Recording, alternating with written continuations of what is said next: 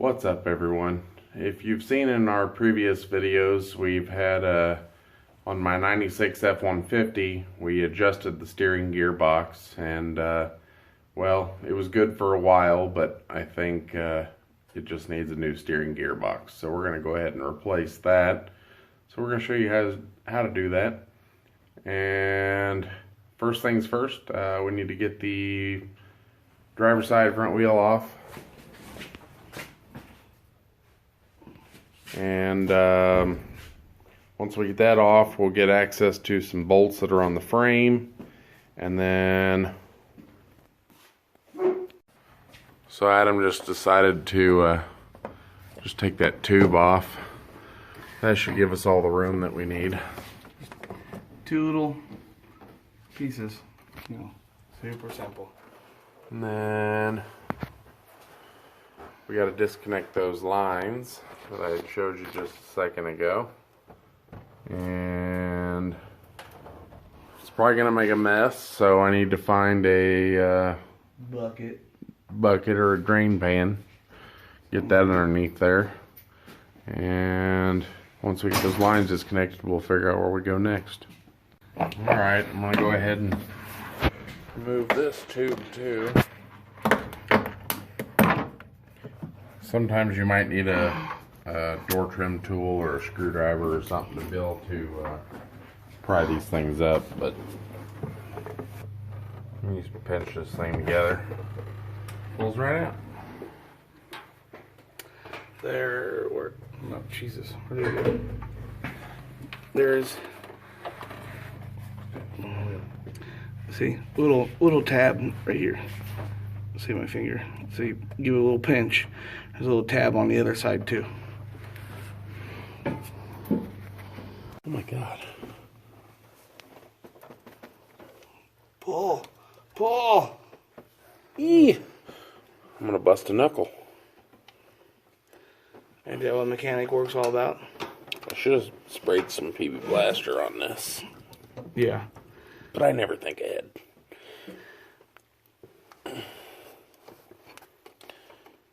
I think I'm gonna have to spray this and come back. Okay. We had them sprayed down and everything, and noticed that it was leaking at the power steering pump, so we're gonna go ahead and just screw it. While we're in here, might as well replace both the power steering lines. Make sure I don't have any leaks anywhere else. And they're stuck in there, so we're gonna go ahead and just cut these lines off. That way we can put a socket on it and get it gone. Or just get these lines cut and we'll just drop the old box out and we'll leave it there. So Adam's gonna go ahead and get the cutting wheel and cut those lines off.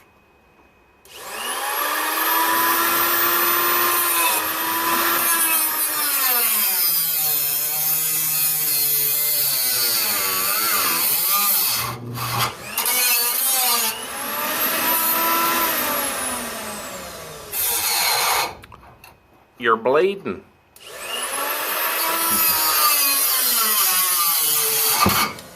There we go. That went all the way through that time. Pretty sure of it. So I'm gonna go ahead and take that bolt off there. Alright. And that should free it. Might have to stick a pry bar in there and separate it.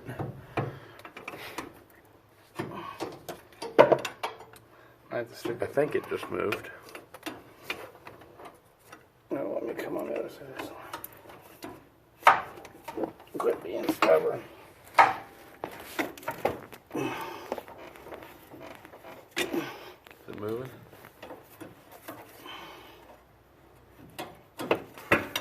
Dang it. There we go. Yep, there it is. Okay, don't move it.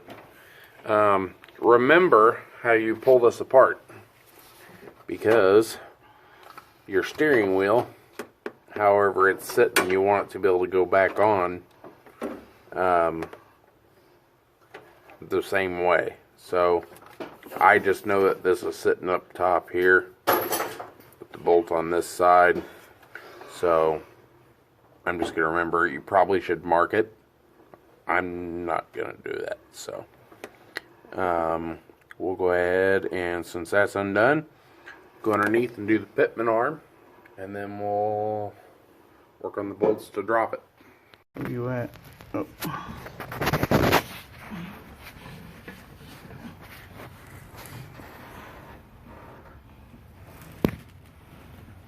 Okay. And if you're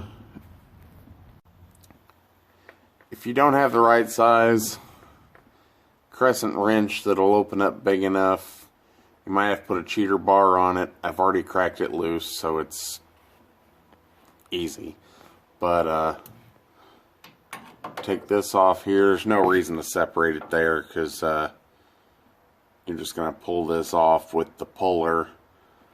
Oh, sorry, not filming here. You're going to pull this off with the puller. I'll show that to you in a minute. But I get this nut off, pull off with the puller, and then we'll be ready to do the bolts. So this is a Pitman Arm Puller. And weasel this thing in here.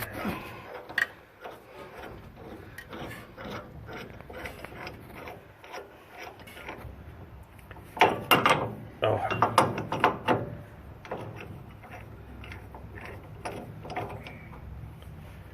Like so. And oh, it's not gonna fit. You're gonna have to, oh. No, this will though.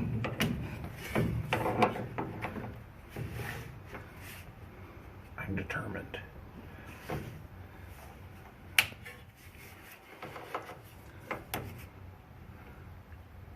Damn it.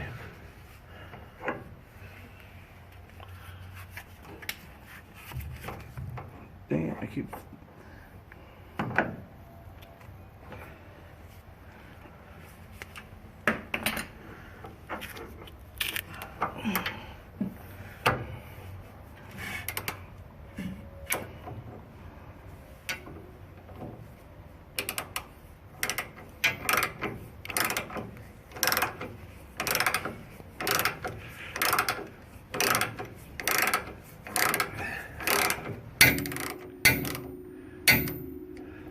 Now this is a new Pitman arm, so yours probably won't be that easy to come off. When I did my lift, if you look at one of the other videos I've done, I had to replace all that. So now that's off. All I got to do now is undo this bolt, and this bolt. Blake started before I could film. He pulled an Adam.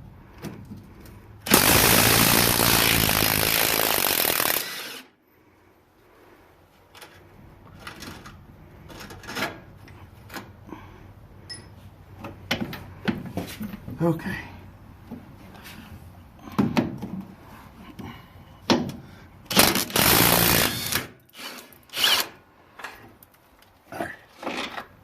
You deal with that. There we go. Okay, now those are out. That. It's hanging on the gear up there. What's it hanging on? Let me see. Oh. Okay, so where is it? Oh, look, here it is. Coming? It might. Still the gear. Oh. Can you just drop it straight? There you go. It's out.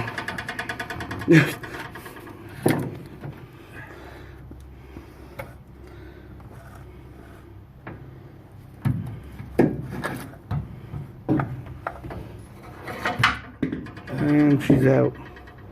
Okay.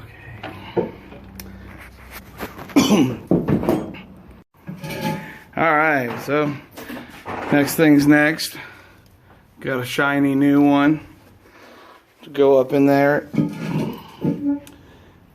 And then we got some, Blake actually has some lines that we just cut on order.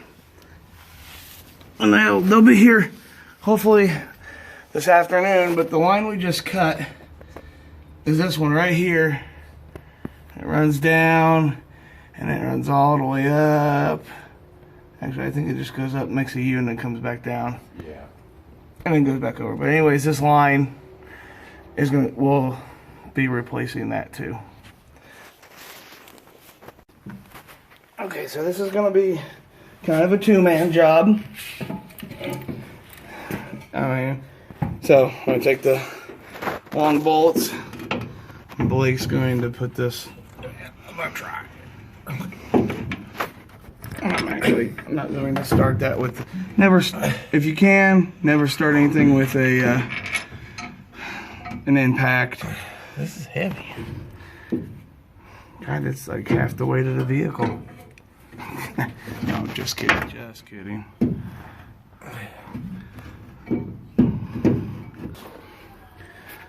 Okay, we got the new steering gearbox in there, so he's gonna go ahead and impact them things in.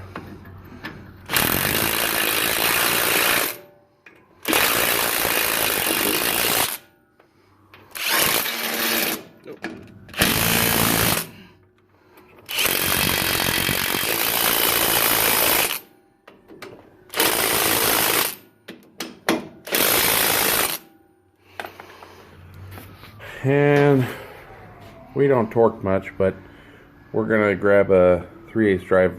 I've got a long ratchet and just tighten them down really good. If you want to be in depth, then probably find a torque spec for those, but I want them nice and tight, so I'm just gonna tighten them down.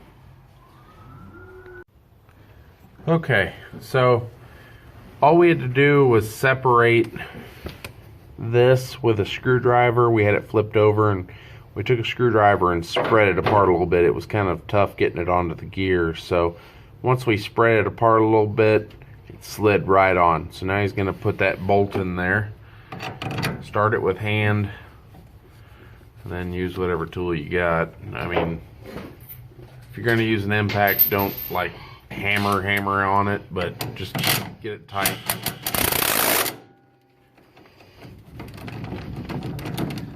Nothing ever wants to give you your sockets back. Yeah. But we got that on. So now I'll go down and put the Pitman arm back on. And as soon as my new power steering lines come in, we'll put those in. Hold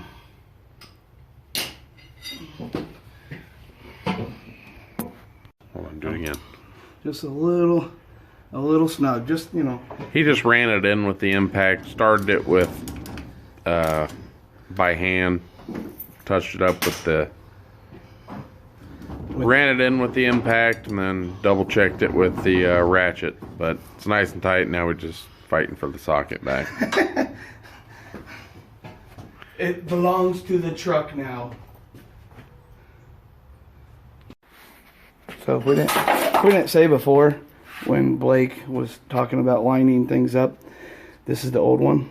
There's a flat part here, and then obviously everything else is round. So the steering shaft, is that yeah, right? Can only go on where the flat is. So basically wherever it's left is where it's at. So line the steering wheel up about the best you can get it, and then Blake's going to crawl down there and he's going to put the Pitman arm back on. Yep. Oh yeah. Let's do this.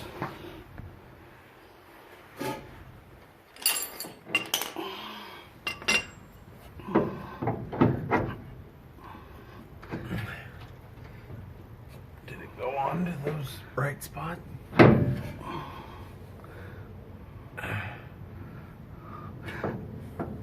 Now this is keyed, right? Yeah. So there's a big groove, small grooves, and then another big groove, and then it repeats said pattern.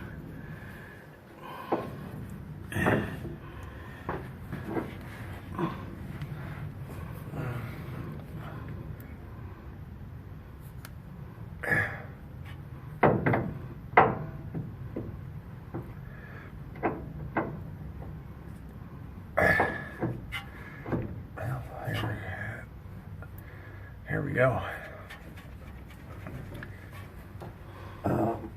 What do I do with the over here? Put your lock washer back on. And it didn't come with a new lock washer and nut, so you gotta reuse the old one.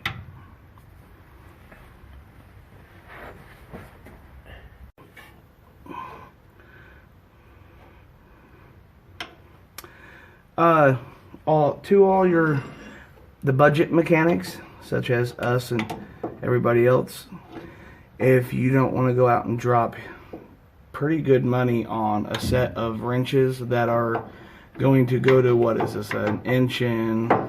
I don't know. Inch and a quarter, probably. Yeah. So you can go out there and get a big... I really don't want to call it by the wrong name, but... Crescent wrench? Crescent wrench? I'm assuming, yeah, should be. Because you can go pick up a big crescent wrench for far cheaper than you can pick up a set of wrenches. And then it's good for a lot of other stuff. So Blake's going to sit here and keep turning this and hitting the camera, and it'll slowly work its way back up. Well, it's the next day. Ordered in some new power steering lines. So we're going to go ahead and unhook. We ended up just cutting the, if you can see that one down by the power steering pump, ended up cut it off and cut the other one off too, so we get the old gearbox out. So we're going to go ahead and get that line off there. That's the return line. And then the other line, we were able to unthread it from the power steering pump. So that's the pressure line, the one that's already unhooked. So we'll go ahead and take that off and then start putting these new lines on. Make sure you put thread tape on your threads for the lines. And you always want to do it so if you're going to thread it in right, you know, like normal, you want to make sure it wraps like that so that when you thread it in, it doesn't pull the tape off. If you don't put thread tape on, more than likely you'll have a leak. And do that on all your thread connections. Okay, so down here there's your rubber line off of your new hose, and you get the little clamp, get a pair of pliers, and then you're going to pull for this big one. You're going to pull the top. It goes in the top, and then the little line that goes back over to that plug right there is your bottom hole. That's your pressure line. Yeah, so don't forget where the lines came out. And then you're going to struggle a little bit to kind of get the new big line over in position for said hole. Now there is some bend room in these lines. Not a lot, don't get crazy. So these are the little stoppers that come out of them. I just took that little pair of pliers and gave it a good wiggle. And then put the lines together. I'll show you the next line in a second. Okay, we got those two lines in. The line on the right, the new, I don't know if it's a remanufactured pump. I don't know if whatever helicoil they put in there is extremely tight or what, but I had to pull the thread tape off in order to get it to thread in. So hopefully it don't leak. And then the line on the left threaded in great. And then on the pump, we got it threaded in there. There is thread tape both here and here on the high pressure side. When you go to the parts store or I'm going to put links in the description below for everything we've got here. But if you go to the parts store, they're going to ask you if you have that junction block on the line. This piece. Tell them no, and they're going to give you one that's got it on it, but it's going to come with a plug. Well, I didn't pay attention. It came with a screw to put it in it, but we just went ahead and put in a different screw. So we've got that sealed off. It's got thread tape in it. I don't even know what vehicle would have the junction block. If you know, comment below, teach me something. But then if you see on the bottom of the pump the return line with the clamp there, back by my oil filter there, that's on. So we're gonna go ahead and fill her up with power steering fluid, and we'll start her up, see if she leaks. Okay, we went ahead and topped it off with fluid, started it up. There was no leaks. It's kind of a pain in the butt because since we have the mass airflow sensor and everything unplugged, air tube not hooked up, it keeps dying on us. So go ahead and we'll put all this back on and we'll be done.